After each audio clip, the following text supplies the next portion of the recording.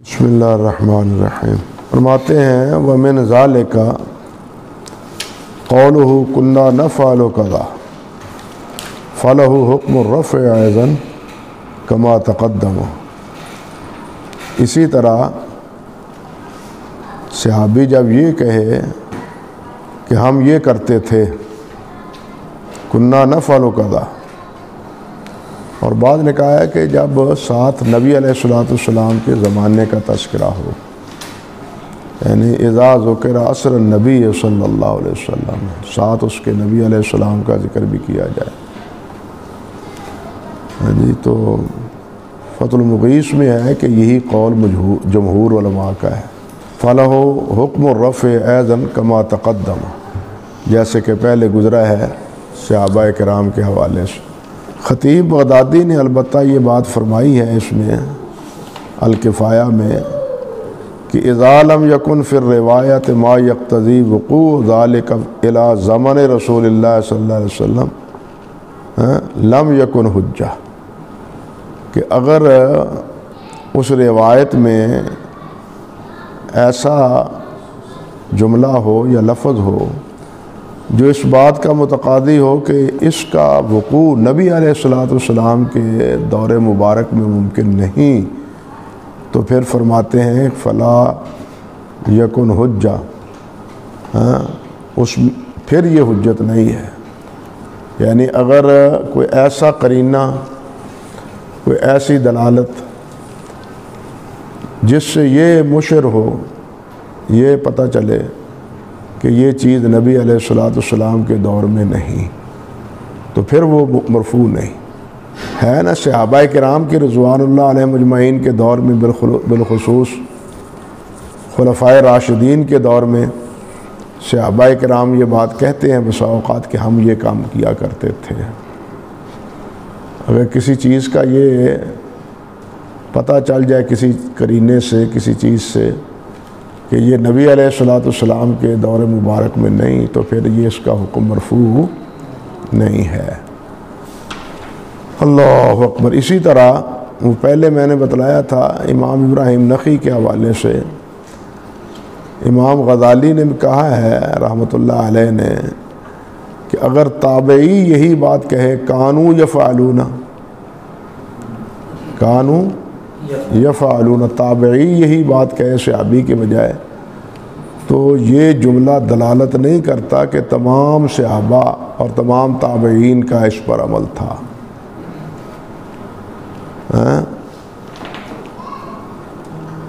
کہتے ہیں کہ یہ جملہ، اور یہ بات ان سے غزالی رحمۃ اللہ علیہ سے نقل کی ہے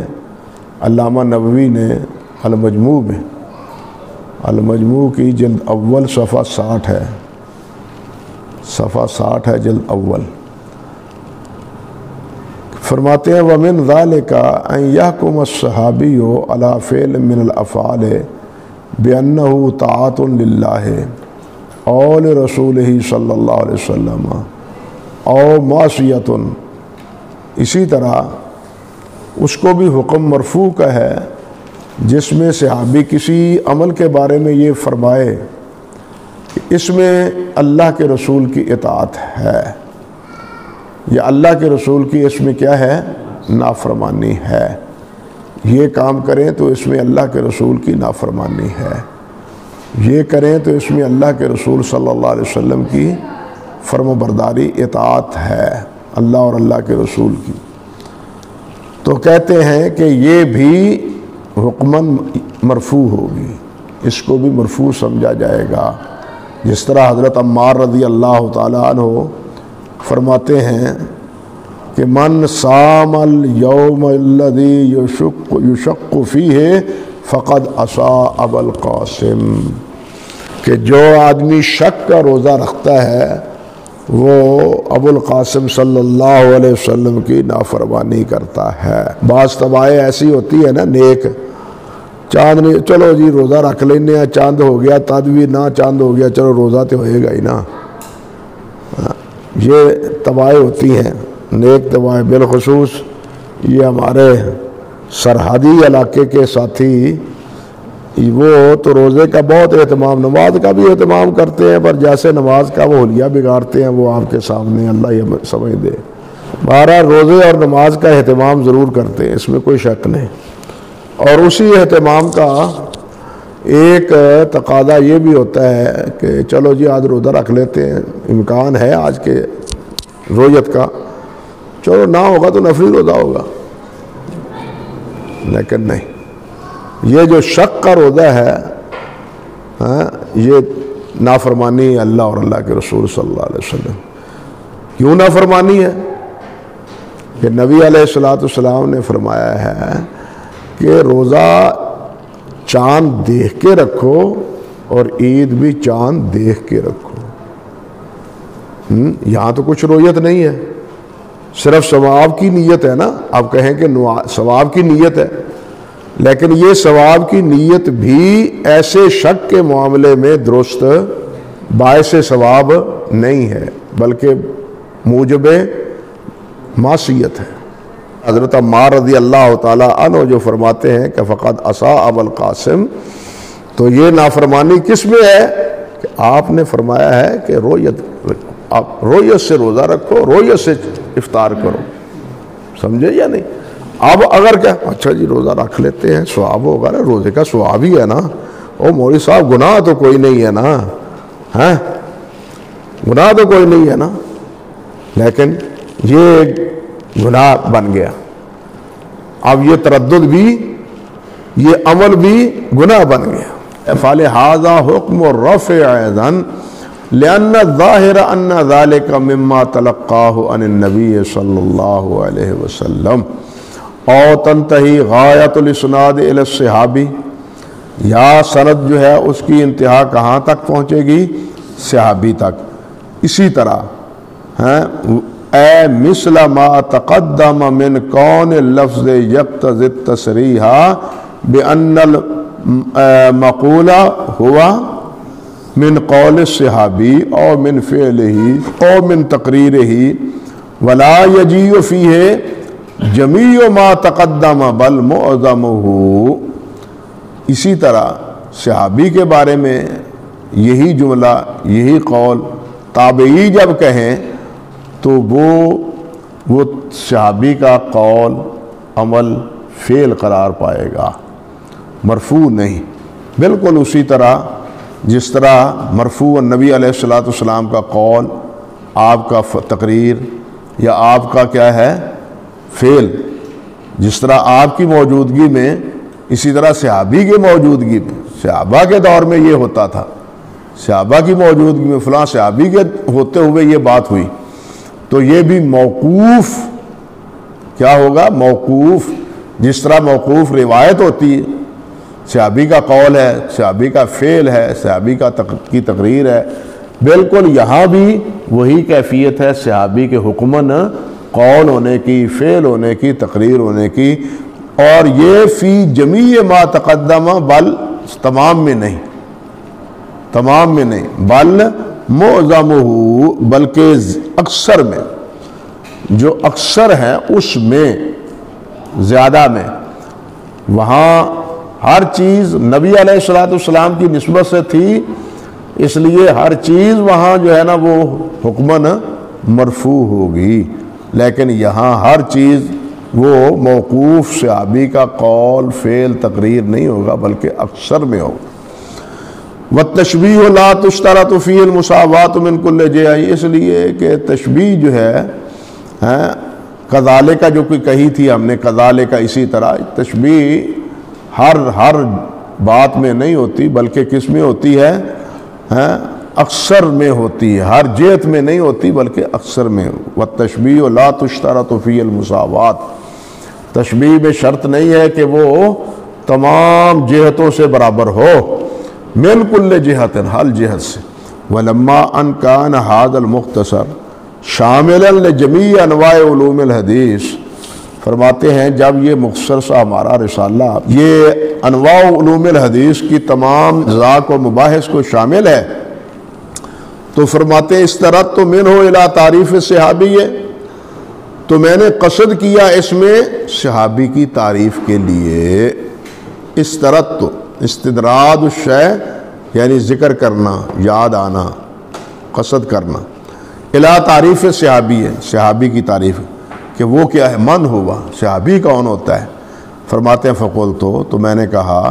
وَهُوَ مَنْ لَقِيَ النَّبِيَّ صلی اللہ علیہ وسلم مُؤْمِنًا بِهِ وَمَاتَ عَلَى الْإِسْلَامِ وَلَوْ تَخَلَّلَتْ رِدَّةٌ فِي الْأَصَحِّ، کہتے ہیں اور صحابی وہ ہے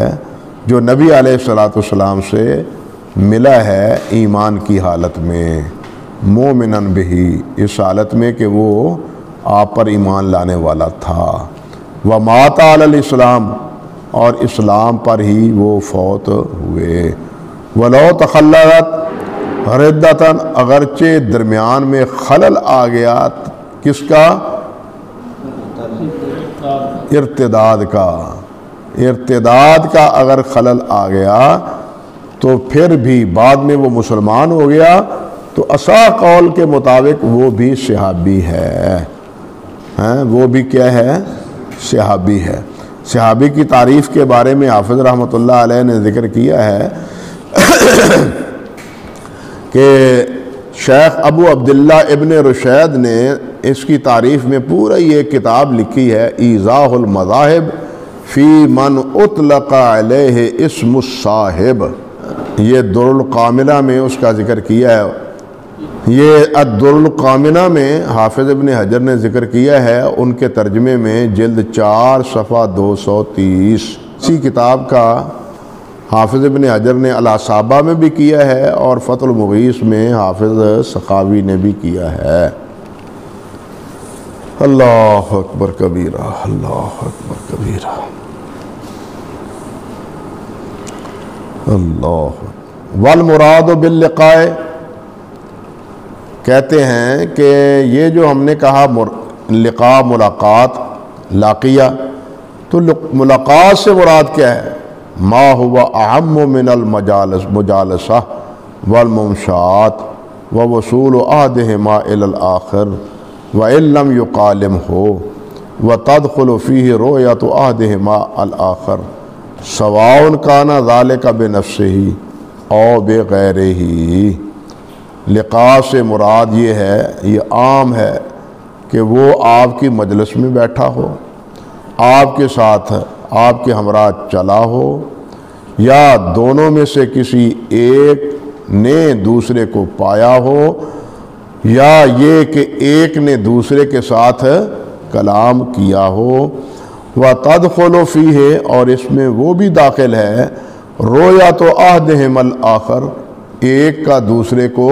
ایمان کی حالت میں دیکھ لینا، سواء کان ذالک بنفسہ، خواہ یہ دیکھنا خود بخود ہو یا کسی غیر کے توسط سے ہو، وہ لے گیا آپ کی مجلس میں تو اس کو دیدار نصیب ہو گیا، جس طرح کہ صغیر صحابہ کو اٹھا کے لے جاتے تھے والدین نبی علیہ السلام کی خدمت میں، تو فی الجملہ ان کو رؤیت کا شرف یا ملاقات کا شرف تو حاصل ہو گیا۔ اسی لیے حافظ نے فرمایا ہے یہاں بغیر ہی، وہ کہتے ہیں سواء نظر الیہ قصدا او قصد رؤیت غیرہ ورعاہ طبعا، کہتے ہیں کہ نبی علیہ السلام نے اس کی طرف دیکھا یا کسی اور کی طرف دیکھا مگر اس پر بھی نظر پڑ گئی، اللہ اکبر، دیکھا کسی اور کو لیکن اس پر بھی آپ کی نظر پڑ گئی، تو یہ بھی کون ہے؟ صحابہ میں شامل ہے۔ کہتے ہیں والتعبیر باللقی، یہ جو تعبیر ہم نے کی ہے ملاقات کی، کہتے ہیں اولا من قول بعضهم الصحابی من رأى النبی صلی اللہ علیہ وسلم، بعض حضرات نے یہ بات ارشاد فرمائی ہے، کہی ہے کہ صحابی وہ ہوتے ہیں جس نے نبی علیہ السلام کو دیکھا ہو، اس نے اپنی آنکھوں کو ٹھنڈک دی ہو نبی علیہ السلام کی زیارت سے، لأنہ، کہتے ہیں ہم نے لقاء کی تعبیر اس لیے کی ہے اس قول کی بجائے کہ یخرج حینئذ ابن ام مکتوم ونحوہ من العمیان، کہ اس سے حضرت عبداللہ بن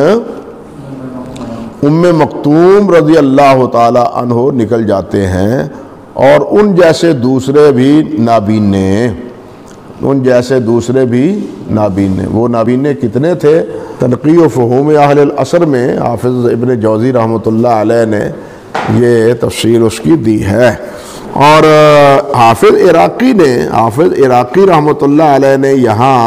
تطبیق دینے کی کوشش کی ہے دونوں اقوال میں۔ حافظ عراقی فرماتے ہیں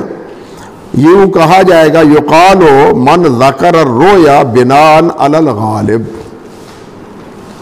کہ رویت کا ذکر جو ہے وہ غالب طور پر ہے،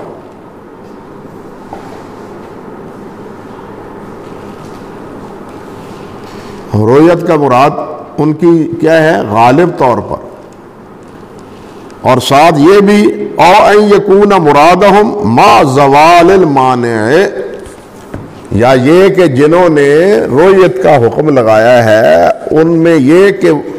مانے کوئی اور نہ ہو، رویت میں کوئی چیز مانے نہ ہو۔ اب عمیان ہونا تو مانے ہے، اندھا ہونا، نابینا ہونا، یہ تو مانے ہے نا۔ تو فرماتے ہیں عراقی رحمۃ اللہ علیہ کہ جب جن حضرات نے رویت کا ذکر کیا ہے تو سمجھنا چاہیے پہلی بات تو یہ کہ غالب کے طور پر، کیونکہ ظاہر بات ہے کہ صحابہ کرام رضوان اللہ علیہ مجمعین میں اکثر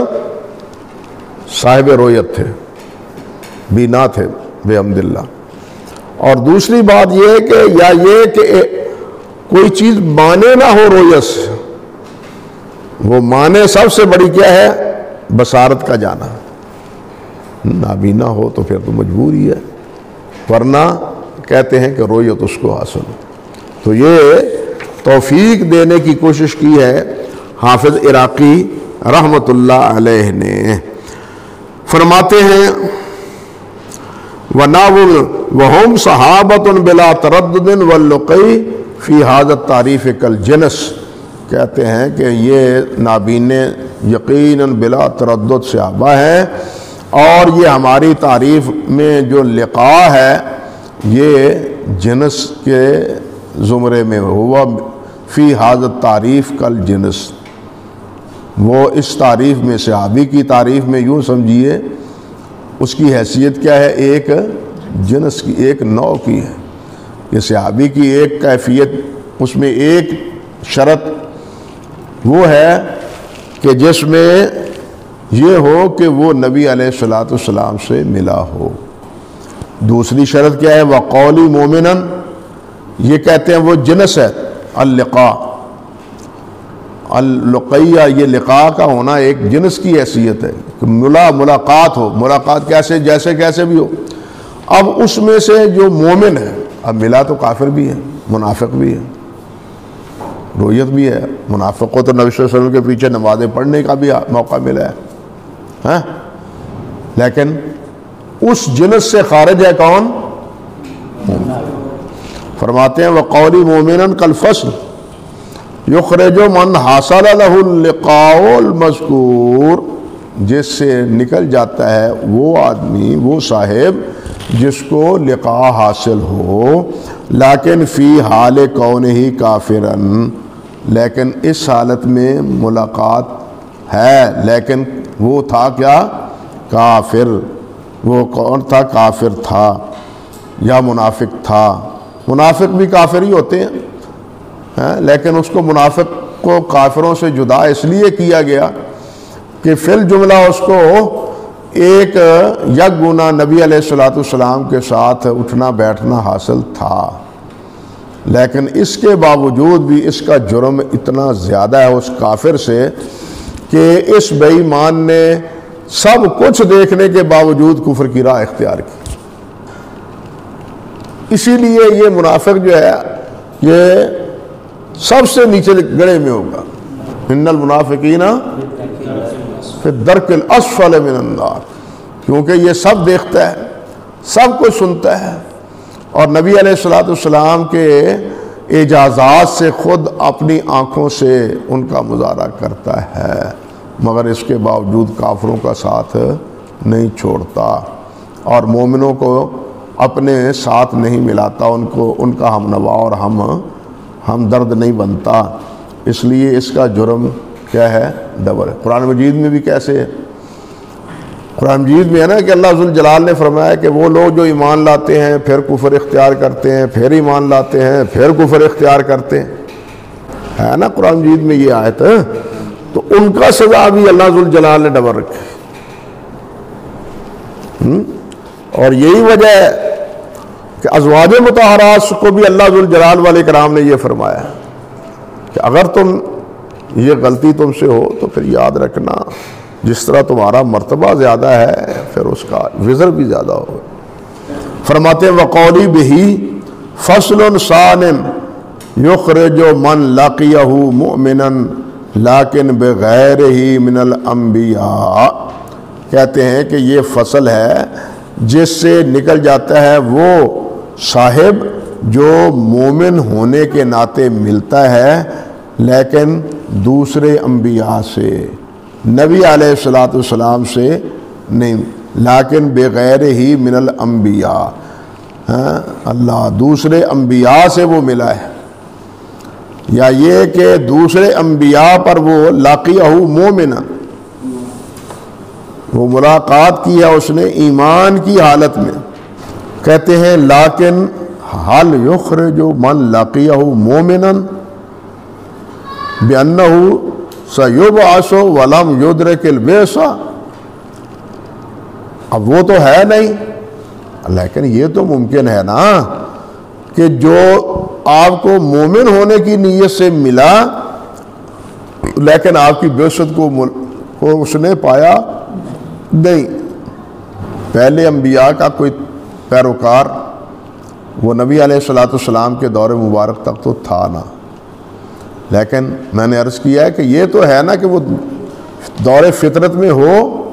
توحید پر ہو، اور شرک سے مجتنب ہو، اور ساتھ اس کے یہ کہ نبی علیہ الصلوۃ والسلام سے نہ صحیح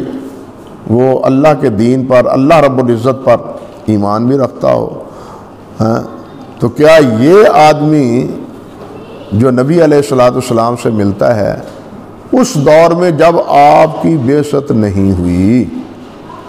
جب آپ کی بعثت نہیں ہوئی؟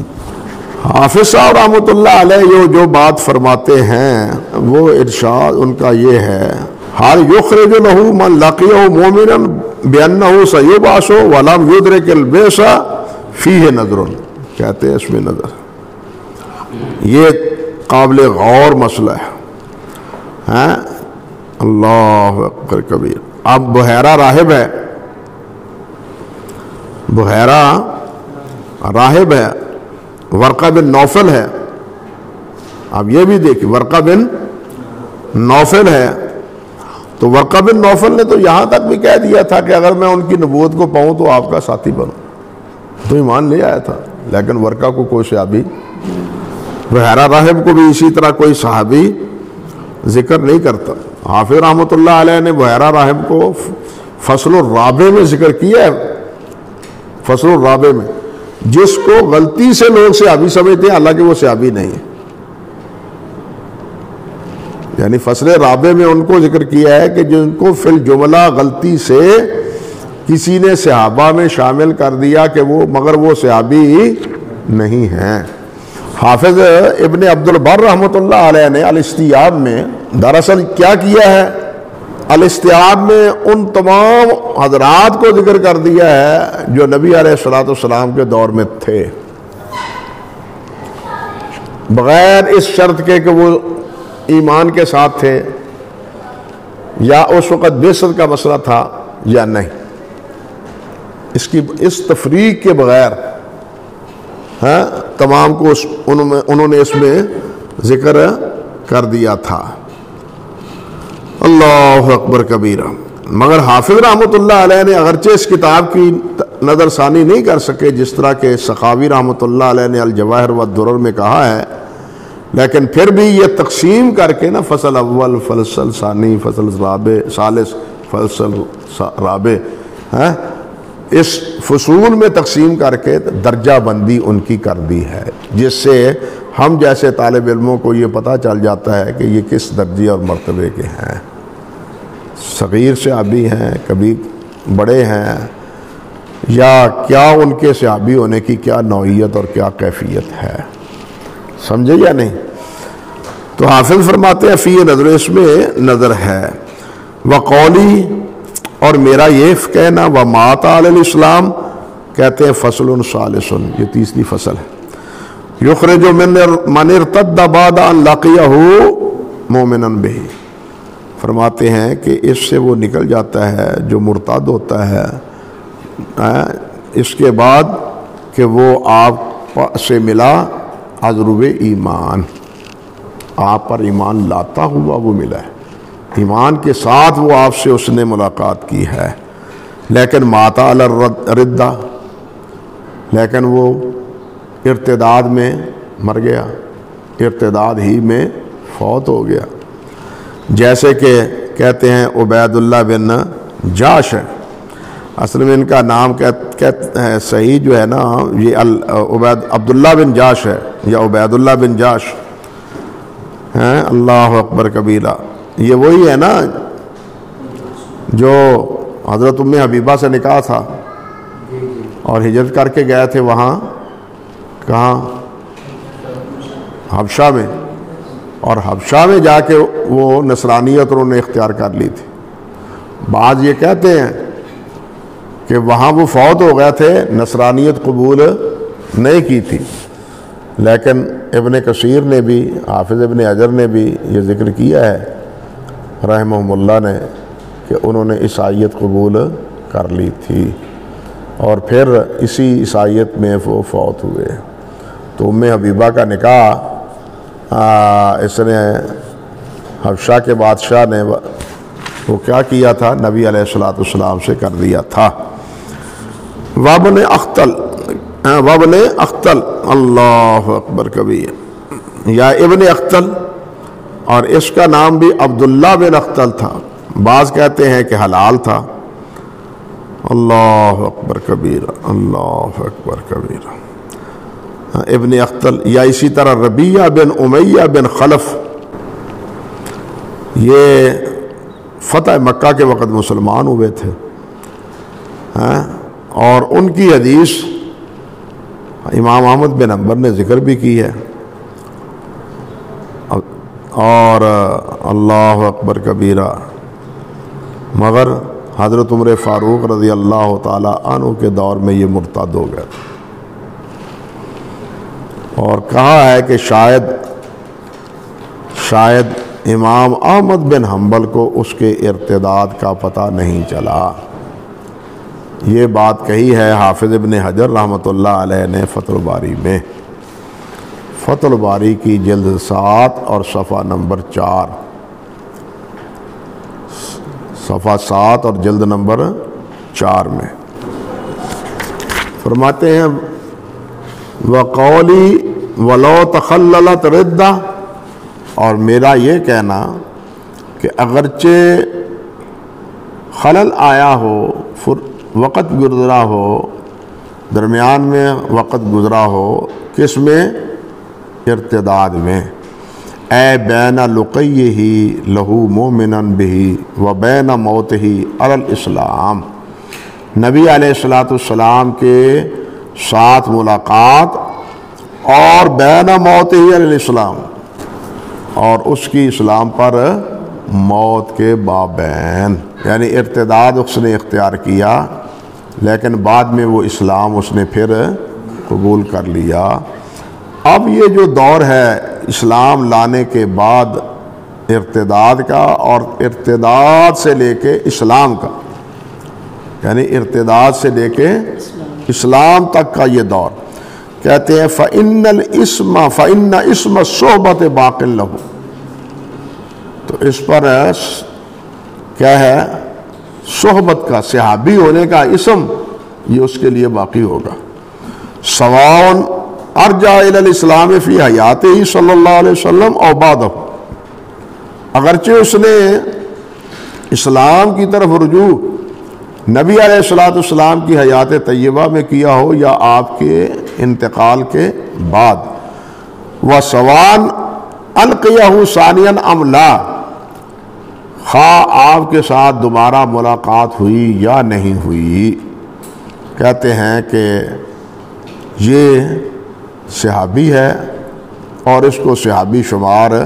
کیا جائے گا، لیکن علماء احناف کا اس میں اختلاف۔ وہ یہ کہتے ہیں کہ جس وقت انسان مرتد ہو جاتا ہے تو اس کے تمام اعمال برباد ہو جاتے ہیں۔ تبطل ثواب جمیع الاعمال ولو رجع الی الاسلام۔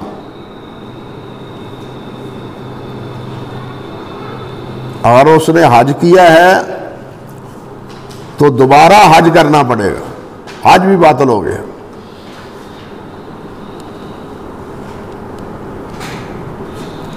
ہاں اگر آپ کو دوسری بار رویت حاصل ہوئی ہے اس کو، پھر باقی، پھر ٹھیک ہے، پھر وہ صحابی ہو سکتا ہے، ورنہ وہ صحابی نہیں ہے۔ امام مالک کا بھی یہی موقف ہے اور امام ابو حنیفہ رحمۃ اللہ علیہ کا بھی یہی موقف ہے۔ اللہ اکبر۔ وقیلا وقولی فی الاصح، اور میرا یہ کہنا کہ اصح قول کے مطابق اشارۃ الی الخلاف فی المسئلہ، یہ اختلاف ہے کہ اس مسئلے میں اختلاف ہے۔ وَيَدُلُّ عَلَى رُجْحَانِ الْأَوَّلِ، یہ جو میں نے کہا ہے کہ عصا ہے، اس عصا کی دلیل کیا ہے؟ تو کہتے ہیں کہ میرے اس قول پر، عصا کہنے پر، رجحان پر کو کہتے ہیں یہ چیز، یہ قصہ دلالت کرتا ہے کہ اشعث بن قیس فَإِنَّهُ كَانَ مِمَّنِ ارْتَدَّ، وہ تھا جو مرتد ہو گیا تھا۔ وَأُوتِيَ بِهِ إِلَىٰ أَبِي بَكْرٍ أَسِيرًا، اور وہ ابو بکر صدیق رضی اللہ تعالی عنہ کے پاس قیدی بن کے لائے گئے، قیدی بنا کے ان کو لایا گیا۔ فعاد علی الاسلام، تو حضرت ابو بکر صدیق کے پاس آنے کے بعد وہ دوبارہ مسلمان ہو گئے۔ فقبل منہ ذلک، تو تمام صحابہ نے ان کا اسلام قبول کیا۔ یہی ہے یا کچھ اور ہے؟ فقابل، یہ کوئی ذرا تردد کا اظہار حضرت صاحب کر رہے تھے نا، میں نے شاید کہا اشعث بن قیس فعاد الی الاسلام فقابل منہ ذلک، اور ان کا یہ اسلام قبول کیا گیا۔ کہتے ہیں وَزَوَّجَهُ أُخْتَهُ، اور ابو بکر صدیق نے اپنی بہن کا نکاح اس سے کر دیا جس کا نام ام فروہ تھا، جس کا نام ام فروہ تھا۔ کہتے ہیں وَلَمْ يَتَخَلَّفْ أَحَدٌ عَنْ ذِكْرِهِ فِي الصِّحَابَةِ، اور صحابہ میں ذکر کرنے میں سے کوئی بھی پیچھے نہیں رہا ان کا، یعنی جتنے حضرات ہیں سب نے اسد الغابہ ہو، استیاب ہو، اصابہ ہو، یا اس سے پہلے ہیں ابو نعیم ہوں، یا دوسرے حضرات جنہوں نے معرفت الصحابہ پر کتابیں لکھی ہیں محدثین رحمہم اللہ نے، یا جنہوں نے صرف نام ذکر کیے ہیں جس طرح آگے ذکر کریں گے، ان تمام نے صحابہ میں ان کو ذکر کیا ہے۔ ولا ان تخریج احادیث ہی فی المسانید وغیرہ، اور نہ ہی پیچھے رہے ہیں ان کی احادیث کی تخریج کرنے سے اپنی مسانید میں اور دوسری کتابوں میں، جو سنن کی کتابیں ہیں، معاجم ہیں، سنن ہیں، ان کتابوں میں کیا ہے، سب میں انہوں نے ذکر کی ہے۔ اللہ اکبر کبیرہ، سمجھ گئے بات؟ لیکن یہاں دیکھیے علی قاری لکھتے ہیں یا تامل ان یکون عن جہل بحالہ، ممکن ہے کہ ان سب کو ان کے حال کا پتہ نہ چلا ہو۔ اللہ اکبر کبیرہ، وہ سب نے جنہوں نے اس کو صحابہ میں ذکر کیا سب ہی بے خبر رہے. یہ کہتے ہیں جیسے ہم بے خبر رہتے ہیں، اس طرح سب بے خبر، پہلے ہی سب بے خبر تھے. انا للہ و انا الیہ راجعون. اسی طرح یہ جو اگلا قول ہے نا، ولا ان تخریج حدیث سے ہی کہتے ہیں کہ یہ ان کے قول پر ہے جو اس کو صحابی سمجھتے ہیں. ٹھیک ہے، پھر تم کہاں کھڑے ہو؟ امام احمد ہیں، طبرانی ہیں، اصحاب السنن ہیں، اصحاب المعاجم ہیں، انہوں نے تو ان کو ذکر کیا، تم نے کیا کیا؟ سمجھ گئے یا نہیں سمجھ؟ تنبیہان، دو تنبیہ ہیں. احدہما، ایک ان میں سے یہ ہے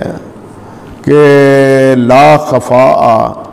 برجحان رتبۃ من لازمہ صلی اللہ علیہ وسلم وقاتل معہ او قتل تحت رایتہ علی من لم یلازم ہو. بھائی اس میں کوئی اختلاف نہیں اور کوئی بھی اس میں پوشیدہ بات نہیں کہ رتبے مرتبے کے اعتبار سے رجحان ان کا ہے، درجہ مرتبہ ان کا ہے جو نبی علیہ الصلوۃ والسلام کے ساتھ زیادہ عرصہ گزارا، جس نے آپ کے ساتھ مل کے جہاد کیا یا آپ کے جھنڈے کے نیچے اس نے قتال کیا، قتل شہید ہو گیا آپ کے جھنڈے کے نیچے، رایا اسلام کے تحت وہ شہید ہو گیا. علی من لم یلازم ہو،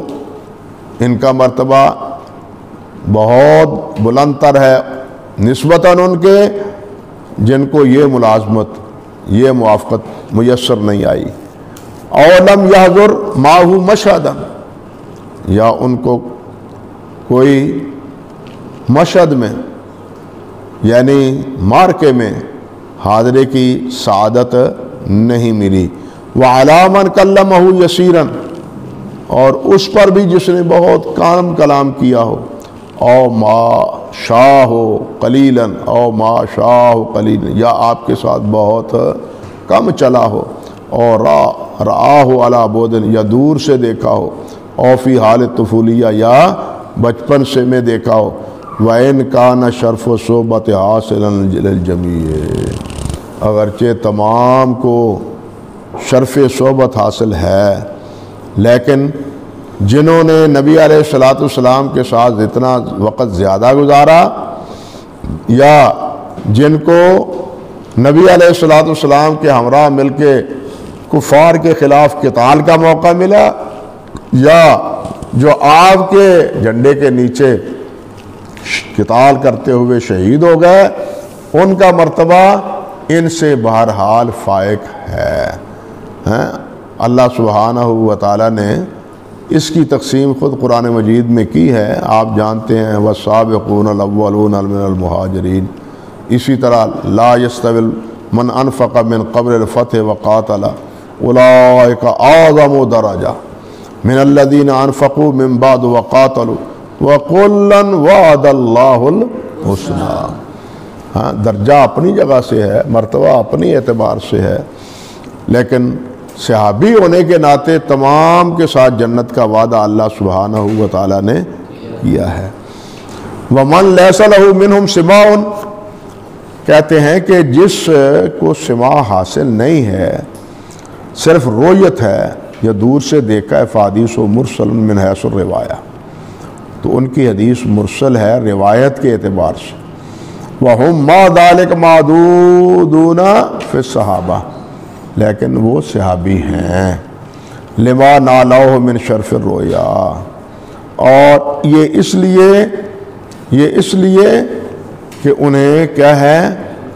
شرف رویت حاصل ہے، انہیں شرف رویت حاصل ہے. یہ ایک تنبیہ ہوئی. اگلی تنبیہ انشاءاللہ اللہ نے چاہا تو اگلے روز پڑھیں گے، کیونکہ وہ اگلی تنبیہ ہے نا، تو وہ اگلے روز